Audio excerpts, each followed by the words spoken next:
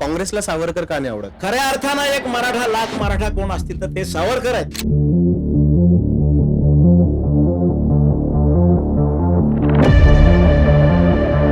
रणवीर स्वातंत्र्य कोणा मिळाले? वीर सावरकर नसते 1947चं इंडिपेंडन्स भेटले ते वाढल्या गेलं असतं. रॅमसे मॅकडोनाल्ड इंग्लंडचे पंतप्रधान लिहितात, had there been no Netaji Subhashchandra Bose and Veer Savarkar, India's freedom would have been delayed. सावरकरांचं हिंदुत्व हे वेगळं होतं, गांधीजींचे विचार हे अहिंसाचे होते. ह्या दोघांमध्ये बराचसा कॉन्फ्लिक्ट दाखवला जातो. मोहनदास गांधी काय म्हणतात? विनायक दामोदर सावरकर हे हिंदू तरुणांचं संघटन करत आहेत. जे सावरकरांचं हिंदुत्व आणि गांधीजींचा सेवा धर्म याचा सुंदर समन्वय म्हणजे हेडगेवारांचा हिंदुत्व विचार. हिंदुत्व हेच राष्ट्रीयत्व आहे हा सिद्धांत केशव बळीराम हेडगेवार यांना.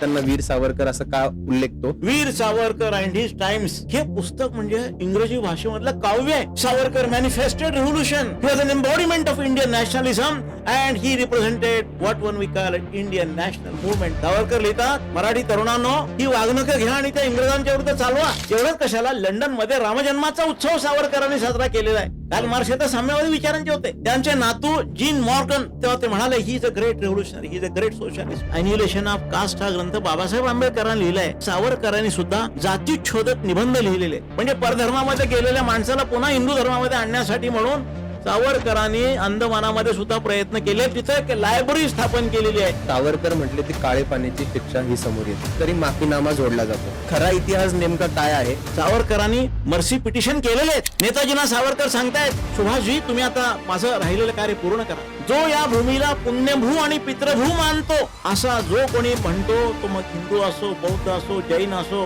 हे सारे हिंदू आहेत आणि हे हिंदू राष्ट्र आहे.